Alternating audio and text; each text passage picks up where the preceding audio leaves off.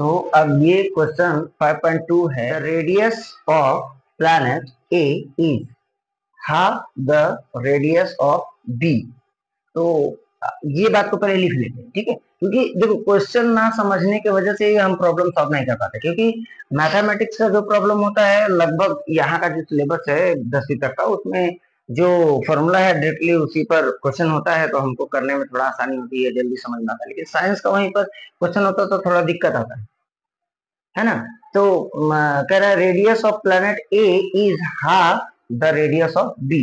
तो मान लेते हैं कि जो रेडियस है, ठीक है, तो प्लैनेट ए भी है, प्लैनेट ओ भी है, हम ऐसा मान लेते हैं कि जो रेडियस है, ठीक है, रेडियस के लिए हम यूज करते हैं कैपिटल आर। ठीक, कैपिटल आर किस लिए? क्योंकि प्लैनेट का है, क्योंकि हम स्मॉल आर यूज करते हैं रेडियस के लिए, स्मॉल आर यूज करते हैं, बट जब सर्कल वगैरह पढ़ते हैं तब उस समय, तो यहाँ पर प्लैनेट के लिए हम कैपिटल आर यूज करते हैं। ठीक है, तो पहला लाइन बोल रहा है कि radius of planet A is half of the B.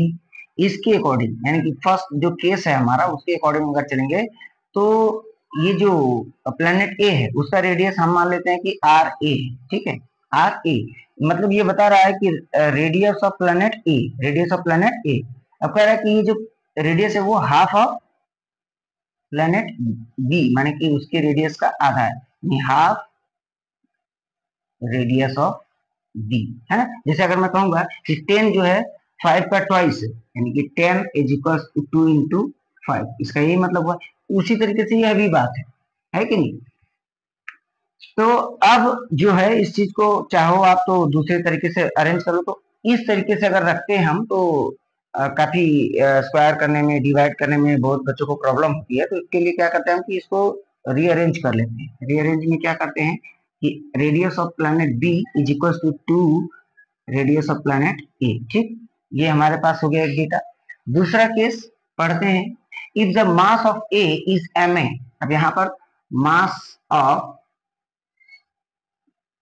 Planet A क्या है? M A. ये बात बुक में मतलब हाँ आपके क्वेश्चन में दिया हुआ है। तो यहाँ देखिए एम कैपिटल यूज किया, जबकि मास के लिए हम स्मॉल एम यूज करते हैं, बट यहाँ कैपिटल एम है, मतलब ये इसलिए क्योंकि प्लैनेट का। ठीक है, आपने कहीं कहीं देखा होगा कि इसे कैपिटल एम करके यहाँ सर्विस स्कूट में लिखा गया है। ठीक है, तो ये बताने के लिए कि मास ऑफ द अर्थ, है ना, बस उसी तरीके से यहाँ पर ये बात है, समझने का प्रयास कीजिए। तो अब ये हो गया हमारा। फिर क्या बताया जा रहा है कि व्हाट मस्ट बी, ये केस 2 मान लेते हैं इसको, नहीं तो फिर आप कहेंगे कि एक ही केस में सब सॉल्व कर दिया, है ना। तो अब कह रहा है कि what must be the mass of B so that the value of ji on D is half that of its value on A.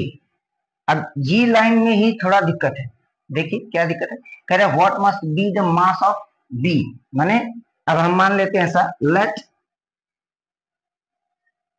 Mass of planet B जो है हम इसको एम बी मान लेते हैं। ठीक है, मान लिया हमने कितना, एम बी। तो माने हमको इसी एम बी का ही वैल्यू क्या करना है, फाइंड आउट करना। अब आगे बढ़ते हैं कि ये कह रहा है कि इसका मास कितना होना चाहिए, कह रहा है व्हाट मस्ट बी, कितना मास होना चाहिए प्लैनेट बी का, जिससे कि कह रहा है ना सो दैट, ताकि, सो दैट माने ताकि, यानी यहाँ हम कह सकते हैं जिससे कि value of ji on B, यानी कि बी प्लैनेट पर जो वैल्यू का जी का वैल्यू है वो half of its value on A, माने कि जी का वैल्यू जो बी पर है वो कितना होना चाहिए, जी का वैल्यू ए पर उसका हाफ होना चाहिए।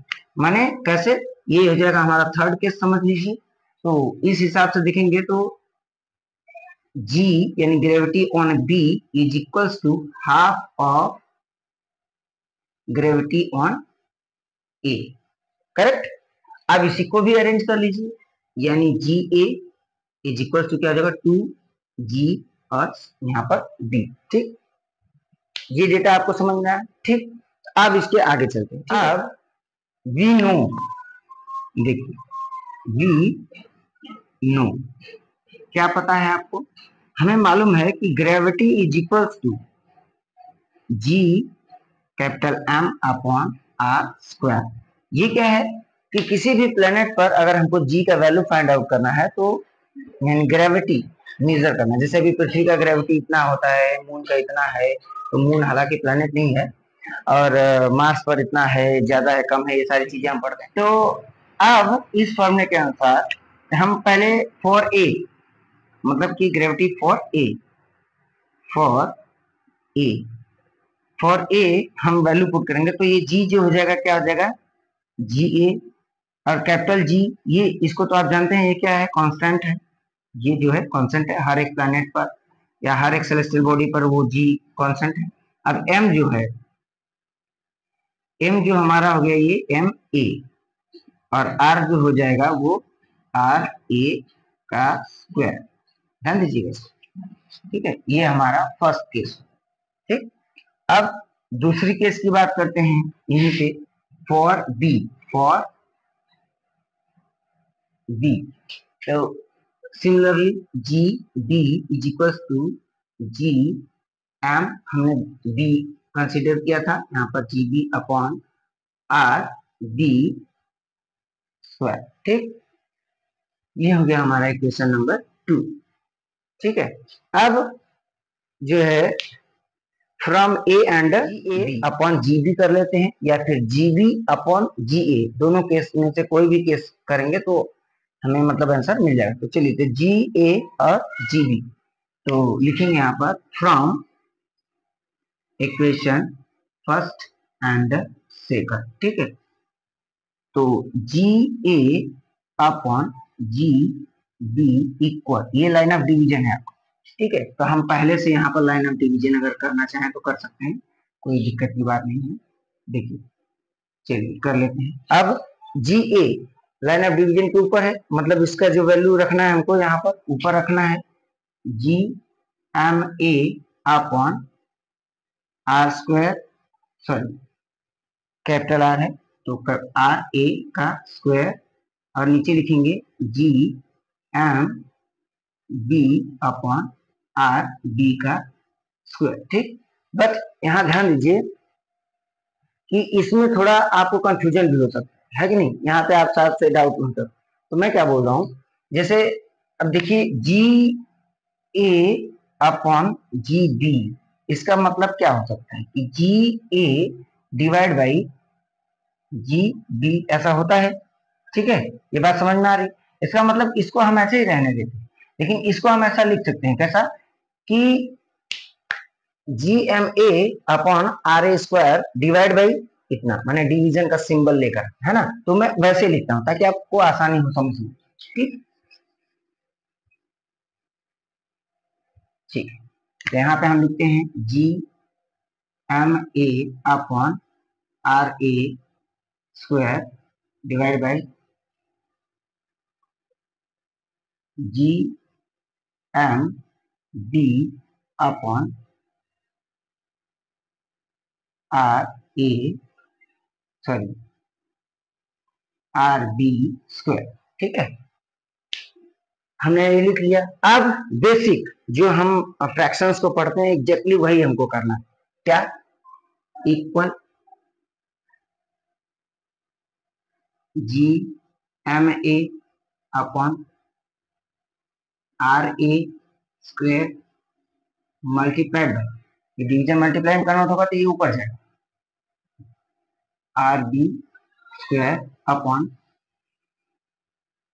जी एम बी। ध्यान दीजिए, आप इसमें ये भी पढ़े हैं ना डिवाइड होने का प्रोसेस, तो देखिए ये जो कैपिटल जी है इस जी से कैंसिल हो गया, पहले तो ये कैंसिल हो गया। ठीक है, अब वैल्यू पुट कर लेते हैं। हमने क्या लिखा था, radius of planet A is radius of planet B, sorry half of the B, माने जो ए का रेडियस है वो इसका क्या है, हाफ है, इसका हाफ है। इसका मतलब कि जो रेडियस बी का प्लैनेट का, बी प्लैनेट का जो रेडियस है वो इसका ट्वाइस है, इसका ट्वाइस, मतलब कि हम बी की जगह पे 2RA लिख सकते हैं। ठीक, चलिए लिख के देखते हैं, तो M A upon R A का स्क्वायर और मल्टीप्लाइड बाई, यहां पर हम क्या लिखेंगे, 2RA का स्क्वायर। ठीक, यहाँ पर एम बी, यही चीज हमको फाइंड करना है, एम बी। ठीक है, यहाँ पे मैंने छोड़ दिया, यहाँ पे भी ध्यान दीजिए। यहाँ पे हमने क्या लिखा था कि कह रहा है यहाँ पे कि value of ji on B is half that of its value on A. जो ग्रेविटी ए पर है वो बी की ग्रेविटी का ट्वाइस है। ठीक है, तो वहां हम कैसे लिख सकते हैं कि देखो जी ए को हम 2 जी बी बना लेंगे, 2 जी अपॉन में क्या होगा 2 सॉरी जी बी रहेगा। ठीक है, तो जी बी से कैसे यानी हमें यहाँ पर मिलेगा 2 अपॉन 1 यानी कि 2। ठीक, अब जो है यहाँ 2 होगा। अब ध्यान दीजिए यहाँ पे स्क्वायर कर लीजिए, तो एम ए इंटू यहाँ पर 4 आर ए का स्क्वायर। ठीक, ये ठीक वैसे ही है जैसे कि अगर हम 2x का स्क्वायर करते हैं तो 4x स्क्वायर आता है, एग्जैक्टली उसी तरीके से 2 आर ए का स्क्वायर होगा। ठीक, अब यहाँ पर आर ए का स्क्वायर इंटू एम बी। ठीक, तो आर स्क्वायर कैंसिल। अब हमें मिला है, ठीक है, यहाँ देखिए हमें मिलेगा 2 is equals to 4 M A upon M B. तो हमको क्या निकालना है, मास ऑफ बी। कह रहा है ना what must be the mass of B, तो हम मास को इधर लेकर आएंगे, 2 को इधर लेकर आएंगे। यहाँ लिखेंगे हम M is equals to sorry M B is equals to 4 M A upon 2। 2 से डिवाइड कर दिया, 2 से 4 को डिवाइड कर दिया, मिल गया क्या एम बी, यानी कि mass of planet B is twice of mass on A.